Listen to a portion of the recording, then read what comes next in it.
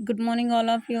मैं फ़िरदौस ख़ान, जैसा कि पर डे आपको जो है यूजीसी नेट के जो है सिलेबस या उसका टॉपिक या उसका डिटेल्स या मैं एमए का ही भेजती हूँ आपके पास, जो भी सब्जेक्ट से रिलेटेड पेपर रहता है या बीए बीएससी बीकॉम से रिलेटेड या नोट्स, मेरा जो भी साइकोलॉजी का नोट्स रहता है मैं आपको यूट्यूब पे अपलोड करके प्रोवाइड करती हूँ। आप देखिए, मैंने जो है साइकोलॉजी एनटीए यूजीसी नेट का जो है मैंने आपको अध्याय 1 से लेके अध्याय 6 तक, ठीक है, अध्याय 1, अध्याय 2, अध्याय 3, अध्याय 4, अध्याय 5, 4, अध्याय 5, अध्याय 6 तक मैंने आपको पूरा यूट्यूब पर विथ आंसर सहित मैंने आपको जो है अपलोड किया। यहाँ तक कि मैंने उसका टॉपिक भी दिया, मैंने उसका डिटेल्स भी दिया, मैंने सिलेबस भी दिया, मैंने फर्स्ट पेपर का भी सिलेबस दिया है। आज मैं देखिए मैं फिर भेजने जा रही हूँ, यूनिट 7 से स्टार्ट करूँगी। और जो बच्चे नए हैं मेरे चैनल पे आए, मेरे चैनल को लाइक करें, सब्सक्राइब करें, ज़्यादा शेयर करें। यूजीसी नेट का पेपर होने वाला है बस इसी हफ्ते 10 दिन के अंदर। तो आप जो है, आपके लिए ये नोट्स, ये बुक बहुत ही अच्छी है, बहुत बेनिफिशियल है, बहुत ही परफेक्ट है। अगर आप अच्छे से मन लगा के पढ़ लेंगे तो मैं 110% गारंटी के साथ कह रही हूँ कि आप पास हो जाएंगे, क्योंकि इसी से, क्योंकि जितना क्वेश्चन मैं आपको प्रोवाइड कर रही हूँ, हो सकता है आपको शायद कहीं ना मिला, आप जाके कहीं पैक लेंगे, समझ लीजिए कि आप जो है कहीं सेट खरीदेंगे तो 12-15 हज़ार से बुक पूरा सेट मिलेगा नहीं आपको।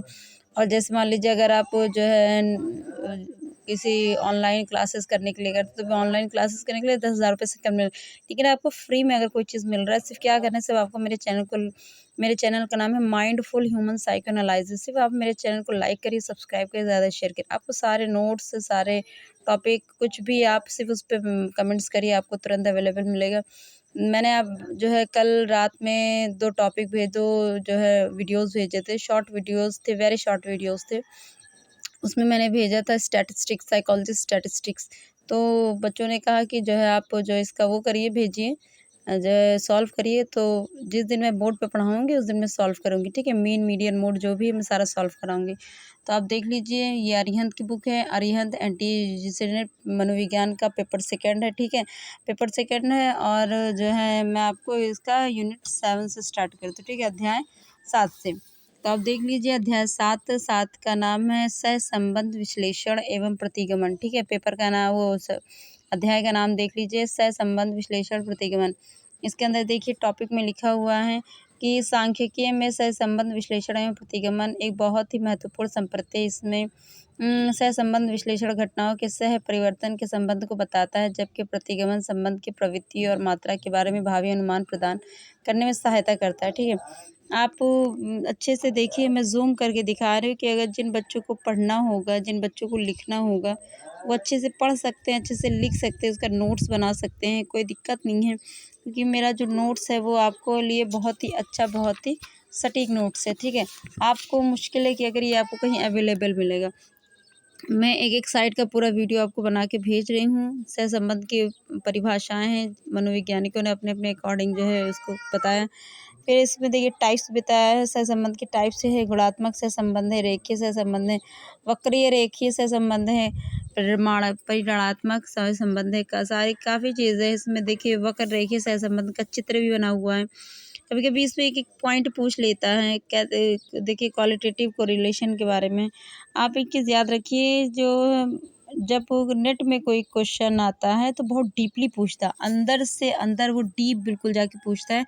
आपसे एक पॉइंट के बारे में क्वेश्चन नहीं करेगी कि आपसे एक पॉइंट के बारे में क्वेश्चन करे। वो अगर सहसंबंध के बारे में कर रहा है तो सहसंबंध के बारे में वो 100 नहीं बल्कि 1000 क्वेश्चन बना सकते हैं। क्योंकि एनटीए एक-एक शब्द पे वो क्वेश्चन बनाती है, ठीक है?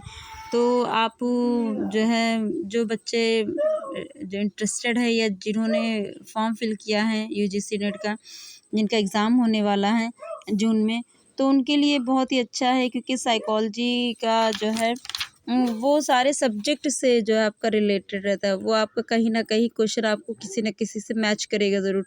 कभी-कभी सूत्र होता है, सूत्रें पूछ लेते हैं। कभी कई बार ऐसा हुआ है कि एक जैसे मनोवैज्ञानिक ने कई परिभाषाएँ दी हैं, तो परिभाषाओं को उसमें जो है हो जाता, फिर उसमें ये पूछता है कि परिभाषा किसने कहा, किसके अकॉर्डिंग कहा गया, या इसके व्याख्याता कौन है, बहुत सारी चीज़ें पूछ लेता है। तो आप इसको देखिए, स्पेयरमैन देखिए, स्पेयरमैन कोटि से संबंध स्पेयरमैन के बारे में इसमें बताया गया है। तो ज़्यादातर साइकोलॉजी ऐसा सब्जेक्ट है जिसमें आपको सभी सब्जेक्ट के निचोड़ मिल जाएगा। आपको इसमें समाजशास्त्र भी मिल जाएगा, आपको इसमें मैथ भी मिल जाएंगे, क्योंकि मैथ्स है भी इसमें। आपको इसमें थोड़ा बहुत जो है न्यूमेरिकल भी, फिजिक्स हल थोड़ा बहुत मिल जाएगा। आपको इसमें इंग्लिश मिलेगा, आपको इसमें पॉलिटिक्स भी मिलेगा। कहीं ना कहीं आपको इसमें समझ लीजिए कि जो कल्चर से रिलेटेड है, कल्चर से रिलेटेड भी बहुत सारे इसमें टॉपिक आते हैं जो इसमें बताते हैं, ठीक है। जैसे मैं आपको पढ़ा रहे थे एक दिन, तो उसमें श्री कृष्ण भगवान जी का भगवत गीता के बारे में इसी साइकोलॉजी में था। तो साइकोलॉजी ऐसा सब्जेक्ट है जो आपको कई शब्दों, कई जो है विषयों का ज्ञान कराता है, कई विषयों के बारे में आपको जानकारी देता है। बस क्या है, आपके ऊपर डिपेंड करता है कि आप उसको कैसे जो है फेस करते हैं। आप जो है अगर नहीं जानते इसके बारे में, यूजीसी नेट समझ लीजिए कि अगर आप नेट एक बार पास हो जाते हैं और आपको कहीं किसी यूनिवर्सिटी में लग जाता है, तो समझ लीजिए कि आपकी आने वाली पीढ़ियां जो हैं वो सेट हो जाएंगी। कहते नहीं कि एक अगर आप मेहनत कर रहे हैं तो सही जगह सही दिशा में मेहनत करिए। पता चलता है कि आप मेहनत तो बहुत कर रहे हैं लेकिन आपका कोई दिशा नहीं जो है फिक्स है। पता क्या चलता है कि आप बीए भी कर रहे हैं, आप बीए कंप्लीट कर चुके हैं, आप एमए भी कंप्लीट कर चुके हैं, उसमें आप कंप्यूटर भी कर रहे हैं। कंप्यूटर के साथ साथ आप जो लड़कियां जैसे मान लें तो सिलाई कढ़ाई बुनाई पेंटिंग भी कर रही हैं। जो भी उनको नज़र आता है, दो दो तीन तीन सब्जेक्ट से कोई पीजी कर लेता है, बीएड कर लेता है, सारी चीज़ें करने के बाद भी वो सेट नहीं रहते, क्योंकि वो एक जगह अपने आप को स्थिर नहीं कर पा रहे। पता चलता है कि उधर वो छोड़ा, वो मेडिकल लाइन में चले गए, डी फार्मा बी फार्मा करने। तो कुछ भी आप करिए तो एक सेट बना लीजिए, एक उसका टारगेट बना लीजिए कि मुझे टीचिंग जॉब करनी है, या मुझे आपको जो है मेडिकल लाइन में जाना है, या आपको नेट पीएचडी जेआरएफ आपको क्लियर करना है। तो एक सेट बना लीजिए कि हाँ मुझे ये करना है। और आप जब कई चीज़ों का जो है भ्रमण करते रहेंगे तो फिर वो आपको सेट नहीं होगा, वो कहीं ना कहीं आपको दिक्कत फिर देगा। तो आप एक फ़िक्स कर लीजिए कि मुझे इस लाइन में जाना है, इस कैटेगरी के बारे में मुझे जानकारी हासिल करना है। तो जो एजुकेशन है, एजुकेशन कभी ज़ाया नहीं जाता। मैंने आपसे बताया ना कि हुनर और इल्म कभी ज़ाया नहीं जाता है। आप पढ़िए अच्छे से। देखिए, प्रतिगमन के बारे में पूछा गया है। प्रतिगमन मन से आशय, प्रतिगमन का शाब्दिक शब्द है कि पीछे की ओर घटना, टू मूव बैक, ठीक है। प्रतिगमन चाहिए यानी इसमें बताया गया ना कि टू मूव बैक, यानी जो उसमें जो घटनाएं घटित होती रहती हैं व्यक्ति के साथ, यानी उसी के बारे में बताया गया है। तो इसमें देखिए परिभाषाएं भी बताई गई, इसमें देखिए प्रतिगमन का उपयोग भी बताया गया है।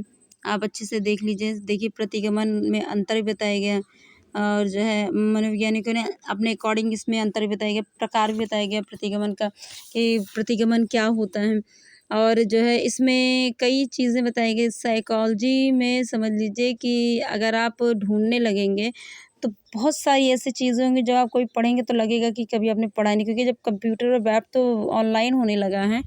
जिस समय मैं पेपर देती थी उस समय एक दो बार, मतलब स्टार्टिंग में मैंने एक दो बार दिया, तो वो उस समय ऑफलाइन था। अब जो है ऑनलाइन होता है।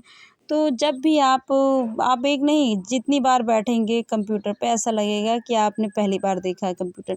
ऐसा लगेगा कि आपने कभी ये पढ़ा ही नहीं था। सोचेंगे कि ये कहाँ से आ जाता है। तो एनटीए ये बुक ही ऐसी है, इसीलिए इस पे लिखा हुआ है बुक पे मेरे, एनटीए यूजीसी नेट, ठीक है। आप ध्यान से देख लीजिए, मैं स्टार्टिंग में ही दिखलाया मेरे बुक पे लिखा हुआ है एनटीए यूजीसी नेट जेआरएफ, ठीक है।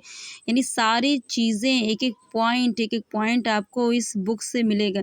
ये बुक अरिहंत की बुक है। समझ लीजिए कि आप मिलती है नहीं मिलती इसके बारे में नहीं जानकारी बता सकते हो, लेकिन हाँ अगर ये बुक किसी के पास होगा तो वो गारंटी के साथ कह रही हूँ, वो 110% जो है नेट पास हो जाएगा। अब आप ये सोच रही हैं कि मैम दूसरे को कह रही तो अपना नहीं पास हुई हैं। तो जैसे कुछ जिम्मेदारियाँ होती नहीं, तो कुछ जिम्मेदारियाँ मेरे पास हो गई, तो इसकी वजह से मैं थोड़ा सा वो हो गई। और अच्छा एक सपोर्ट था कि भाई मेरे पास जॉब था। जॉब ना होता तो शायद एक बार मैं थोड़ा ध्यान, जॉब मेरे पास था इसलिए मैंने शायद इतना ध्यान नहीं दिया। लेकिन जिसके पास जॉब नहीं है, जो स्टार्टिंग के जो बच्चे भी पढ़ रहे हैं, पढ़ के निकल गए हैं, जो पीजी कर गए निकले हैं, अब उनको कुछ करना लाइफ में, तो वो आप नेट और पीएचडी क्लियर करिए, कोशिश करके नेट करिए। पीएचडी तो कर ही लेंगे। मैंने आपसे बताया नहीं कि पीएचडी आसान है लेकिन नेट नहीं आसान है। नेट आप क्यों, अगर 35 साल की उम्र है तो 35 साल की उम्र में आपको 35 बार रगड़ेगा तब कहीं आप जाके पास होंगे, ठीक है। लेकिन नेट पीएचडी ऐसा है कि अगर आप एक बार नहीं, दो बार नहीं तो तीसरी बार में 110% मैं कह रही हूँ आप पास होके निकल जाएंगे, इतना मैं गारंटी के साथ कह रही हूँ। तो कुछ जैसे मैंने, आपने देखा होगा कि मैंने स्टार्टिंग में दिखाया, मैंने बहुत सा इस पे एक एक पॉइंट बहुत अच्छे से पढ़ा है। और कुछ जो है जैसे टॉपिक ने मैंने टच नहीं किया, जैसे ये है, ये मैंने टच नहीं किया। टच अगर किया होता तो शायद इस पे टिक लगा होता, लेकिन मैं आपको इस से भेज रही हूँ क्योंकि इस पे जो है लिखे हुए हैं सारी चीज़ें, आप अच्छे से पढ़ लीजिएगा। जिसको ज़रूरत है, जिसके पास बुक अवेलेबल नहीं है, जिसके पास थोड़ी दिक्कतें हैं, वो आराम से इसको पढ़ लेगा। नोट्स बनाना होगा नोट्स बनाएगा। और अगर कहीं उसको जो है अगर आप चाहें नोट्स बना सकते हैं, चाहे इसका पीडीएफ निकाल सकते हैं, कुछ भी कर सकते हैं क्योंकि यूजीसी नेट के बारे में है। तो ज़ाहिर सी बात है कि अगर यूजीसी नेट के बारे में तो आप उसके बारे में कुछ ना कुछ करेंगे, ठीक है।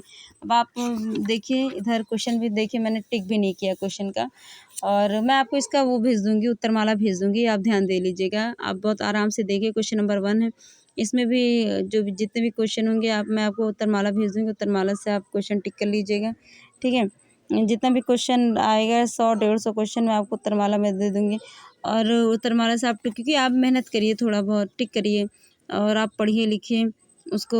उसका जो है, मैं तो मेहनत ही करती हूँ लेकिन आप भी थोड़े लिए उसके लिए मेहनत करिए, क्योंकि जैसे मैंने कहा ना कि कुछ ऐसा हुआ जो मैंने स्टार्टिंग क्या किया कि कुछ पेपर मैंने स्टार्टिंग से पढ़ लिए। 5, 6, 7 टॉपिक जो है या अध्याय स्टार्टिंग से मैंने पढ़ ली। उसके बाद कुछ अध्याय मैंने पीछे से स्टार्ट किया, बिल्कुल लास्ट से स्टार्ट किया। अच्छा, कुछ जो है मैंने स्टार्ट कहाँ किया, 20 से स्टार्ट किया, जिससे क्या होता है कि कहीं न कहीं का कंटेंट मुझे मिलता गया। अब मिलता गया तो मैंने ध्यान नहीं दिया, इसलिए आज जब मैंने इसको बुक उठाया तो मैंने देखा कि हाँ, इस पे टिक नहीं लगा हुआ है। चलिए, नेक्स्ट टाइम मैं देखती हूँ कि मैं टिक लगा के भेजती हूँ आपको। लेकिन अगर आपको क्वेश्चन मिल जा रहा है तो ये बहुत बड़ी बात है। ये इस अध्याय से रिलेटेड है, यूनिट 7 से रिलेटेड है। जो इसमें क्वेश्चन है यूनिट 7 का, वो सारे क्वेश्चन इसमें आपको प्रतिगमन का दिया हुआ है, ठीक है। आप एक-एक क्वेश्चन अच्छे से पढ़िएगा, उसको टिक लगाइएगा और टिक लगाने के बाद आप उसको 2 बार 3 बार एक-एक क्वेश्चन आप उसको रिपीट करिए, क्वेश्चन लिखिए, आंसर दीजिए। किसी को सामने बिठा लिए, आपसे वो आपका जो है टेस्ट ले, 5-5 क्वेश्चन, 10-10 क्वेश्चन, जैसे आप पढ़ते थे अपने समय में, 5-5, 10-10 क्वेश्चन का टेस्ट दीजिए। आपका एक बार गलत निकलेगा, 10 बार गलत नहीं निकलेगा। अगर 10 क्वेश्चन आप पर डे का बना लें, मोटो बना लें कि 10 क्वेश्चन डेली आप याद करके 10 क्वेश्चन का टिक लगाते आओ, और सामने वाले से कह दीजिए कि आप उसका टेस्ट लीजिए। आप डाउन करके ऊपर नीचे करके क्वेश्चन को वो आपको देता है और आप अच्छे से उसका टिक लगाइए। तो देखिए कितने अच्छे से आपको जो है ज़्यादा मेहनत भी नहीं करनी पड़ेगी, आपका वो याद भी हो जाएगा अच्छे से और आप जो है माइंड में आपके स्टोर भी हो जाएगा।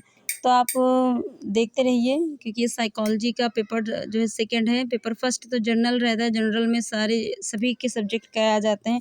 मैंने जनरल पेपर का आपको भेजा था जो है सिलेबस, क्योंकि कुछ बच्चों के पास जनरल एप्टीट्यूड का जो है सिलेबस ही नहीं रहता है, डाउनलोड करते हैं तो उनको सिलेबस जल्दी नहीं मिलता है। तो इसलिए मैंने जो है खुद लिख के उसको मैंने आपके पास भेज दिया। अब आप चाहें तो उसको नोट कर सकते हैं, उसका जो है पीडीएफ बना सकते हैं, उसका जो है अपना नोट्स बना सकते हैं, सिलेबस उसका निकाल सकते हैं अच्छे से।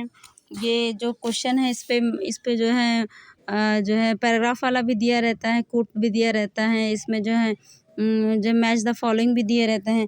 कभी-कभी आता है इसमें जो है फिल इन द ब्लैंक भी दे देते हैं। फिल इन द ब्लैंक देने का मतलब है कि वो साइड में आपका दिए रहेंगे, अब आपको उसमें क्या फिल करना रहता है, ठीक है। कभी-कभी रहता है कि जो है मैच द फॉलोइंग कई आ जाते हैं, ठीक है। तो आप उसको देखिए और ये आपके सब्जेक्ट से रिलेटेड ही ये क्वेश्चन, ये जो आपको मिलेगा, ये कई क्वेश्चन इसमें ऐसा है जो आपको जो है एजुकेशन भी में मिलेगा। एजुकेशन के जो स्टूडेंट होते हैं कई, और जो साइकोलॉजी के स्टूडेंट है तो सेम रहते हैं, सेम उनका पेपर का नाम भी रहता है, सेम उनका सब्जेक्ट भी रहता है, बस थोड़ा फ़र्क रहता है।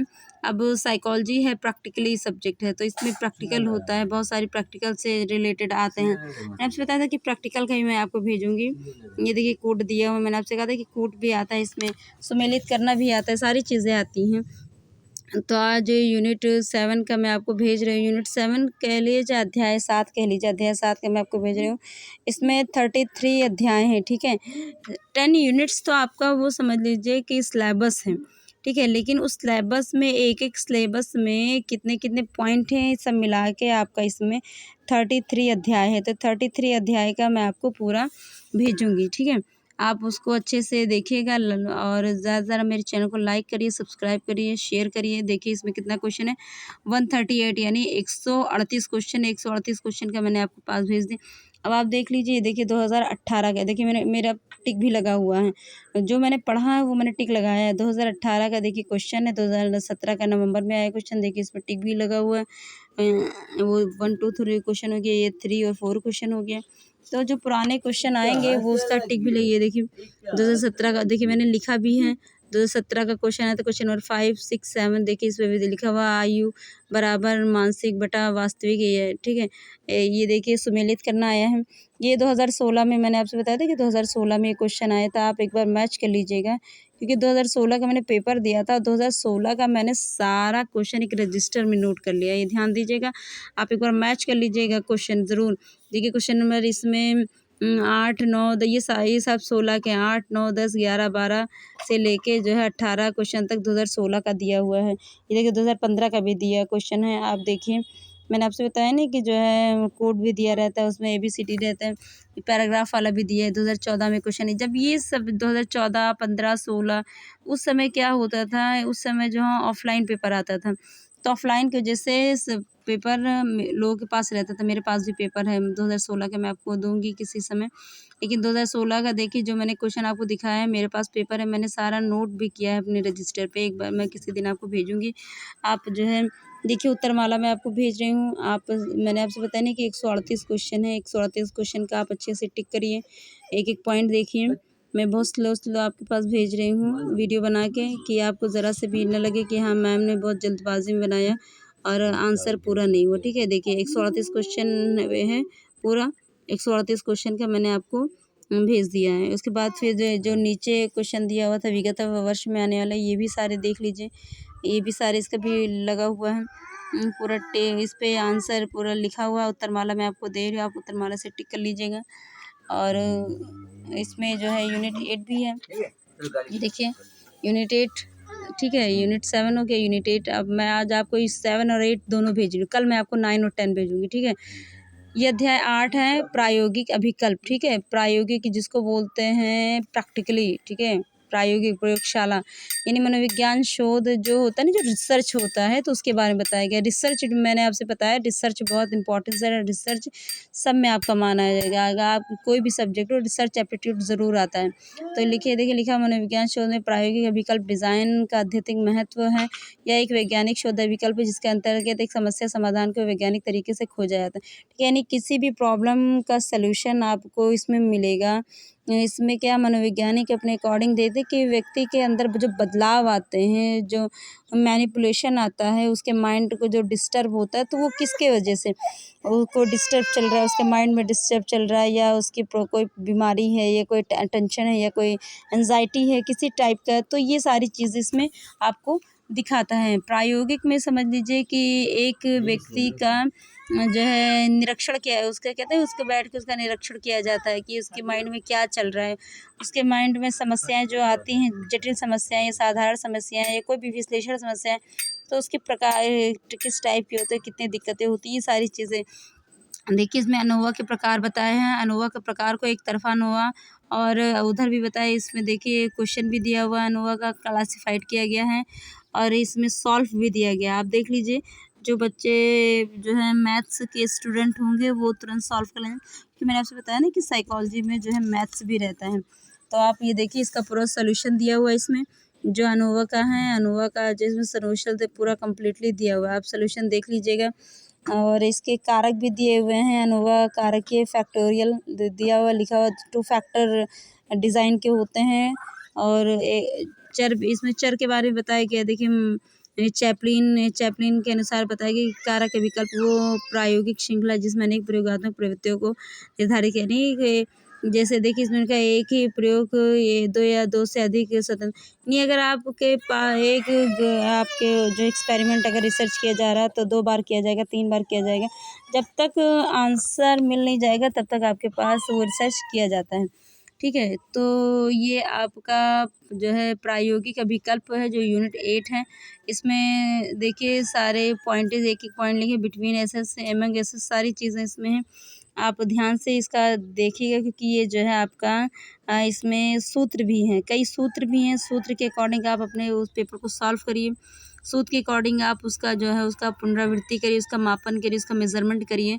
जो भी उसके स्क्वायर वगैरह आते हैं तो आप उसको अच्छे से देखिए, पढ़िए, समझिए क्योंकि जो है इसको आप जब तक अच्छे से अध्ययन नहीं करेंगे, अच्छे से स्टडीज़ नहीं करेंगे तब तक आप समझ नहीं पाएँगे। क्योंकि साइकोलॉजी जो है वो लैटिन भाषा में लिखा गया था और धीरे-धीरे करके आज ये इस स्थिति पे पहुँच गया कि मनोविज्ञान में कितने साइंटिस्ट निकले हैं, कितने डॉक्टर निकले हैं, मनोवैज्ञानिक डॉक्टर निकले। मनोविज्ञान को लोग समझते हैं आर्ट साइड का नहीं, ये साइंस साइड से आपसे रिलेटेड है, ठीक है? इसमें आपके मैथ्स भी हैं, इसमें आपके इंग्लिश भी हैं, इसमें आपके साइंस भी आता है, ठीक है? तो मनोवैज्ञानिक का आसान नहीं होता मनोवैज्ञानिक बनना।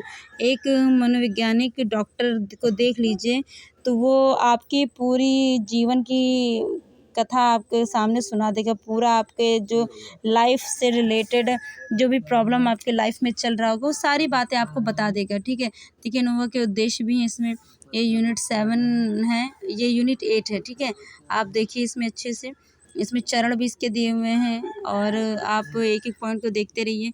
मैंने बताया ना कि साइकोलॉजी से कई स्टूडेंट ऐसे हैं जो साइकोलॉजी से जो है वहाँ डी फार्मा, बी फार्मा भी कर रहे हैं, ठीक है? ये देखिए इससे क्वेश्चन भी दिया हुआ है इसमें, ये ज़्यादा बड़ा नहीं था यूनिट 8 ज़्यादा बड़ा नहीं था इसलिए मैं इसमें क्वेश्चन भी ज़्यादा नहीं होगा मेरे हिसाब से। तो जितना क्वेश्चन मैं आपको क्वेश्चन भी दे रही हूँ और इस पर टिक नहीं लगा हुआ है, मैं भी आपको उत्तरमाला भेजूँगी, आप उत्तरमाला के अकॉर्डिंग इस पे टिक कर लीजिएगा, ठीक है? और जैसे कुछ अगर इसके बारे में आपको पूछना होगा मनोविज्ञान के बारे में तो आप कमेंट्स में लिखिएगा, मैं देखती हूँ। जैसे मैंने रात में भेजा था उस पे क्या कहते हैं स्टैटिस्टिक्स का, साइकोलॉजी का स्टैटिस्टिक्स का 2 सवाल मैंने भेजा था। तो कुछ स्टूडेंट्स ने कहा कि मैम आप इसको जो है सॉल्व कर दीजिए। तो मैंने कहा ठीक है। अब जब मैं कॉलेज जाऊँगी बोर्ड पे पढ़ाऊँगी क्योंकि मैथ देखिए बोर्ड पे सॉल्व किया जाता है ना कि कॉपी पे मेरे सॉल्व करने से मेरा कोई वो नहीं है। मैं आपको सॉल्व करके समझा दूँ लेकिन वो इतना आपको नहीं समझ में आएगा। जैसे मैं बोर्ड पे पढ़ाती हूँ, आप देखते होंगे मैं बोर्ड पे पढ़ाती भी हूँ, मेरे लॉन्ग वीडियोज़ बोर्ड पे चलते हैं। भले ही मैं पर डे बोर्ड पे नहीं पढ़ा पाती हूँ, टाइम नहीं मिल पाता है मुझे, लेकिन मैं आपको जो स्टैटिस्टिक्स है मैंने शुरू से आपसे कहा था स्टैटिस्टिक्स आपको मैं बोर्ड पे पढ़ाऊँगी।